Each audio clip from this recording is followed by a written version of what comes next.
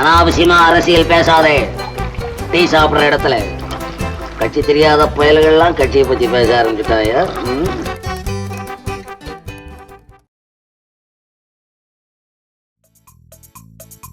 அடிமையின் உடம்பில் அச்சம் எதற்கு, தினம் அச்சப்பட்ட கோலைக்கு உள்ளம் எதற்கு. ரொம்ப ஆட்டாத டீயை போடு. யோ என்னையா இது சினிமா ஷூட்டிங்கா? கோட் ஷூட்ல ஜம்முன்னு இருக்க.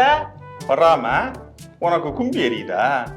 உனக்கு கும்பி எரியுதுன்னா கால் மேல கால் போட வேண்டா, கோட் ஷூட்டு போட வேண்டா. அடுத்து என்ன டைலாகு?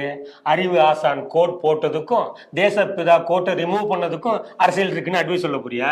எப்படியா? எல்லாம் நாசமா போன இந்த சினிமாவை பார்த்து வளர்ந்த கூட்டம் தானே.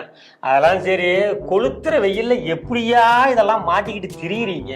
மாநாடு மாநாடு எது மாநாடு மயிலாடா? ஓய், மதச்சார்பின் மாநாடு, அதுக்குதான் இந்த காஸ்டியூம். நீங்க என்ன பண்ணாலும் சரி, எத்தனை குட்டிக்கரணம் போட்டாலும் சரி, 4 தான், 4 சீட்டு தான் கொடுக்க போறாங்க.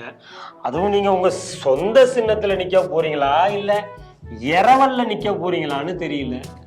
எங்கள் அரசியல் உலகத்திற்கானது, எங்கள் இலக்கு பிரதமர் பதவிக்கானது.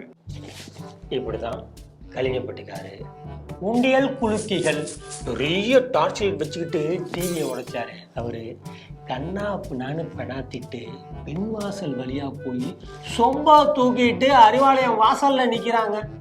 ஓய், என்ன கூட்டணிக்குள்ள குழப்பத்தை ஏற்படுத்தலாம் பாக்குறியாடி? நடக்காதடி. எதற்கு ஆசைப்படாத அடங்க மறுக்கும் அன்பு தம்பியில் இருக்க வரைக்கும் எவனும் கூட்டணி அசைக்க முடியாது. யோ சாய்வலா, கோச்சல் போட்டு 4 பேர் இந்த பக்கம் வந்தாங்களா? ஏன் என்னாச்சு? ஏன் கேக்குற? நீ ஏன் வீட்டாண்ட நேத்து போட்டஸ்னா இரும்பு கம்பிய திருடிட்டு போயிட்டாங்க. இப்பதான் சிசிடிவி கேமரால பார்த்தேன்.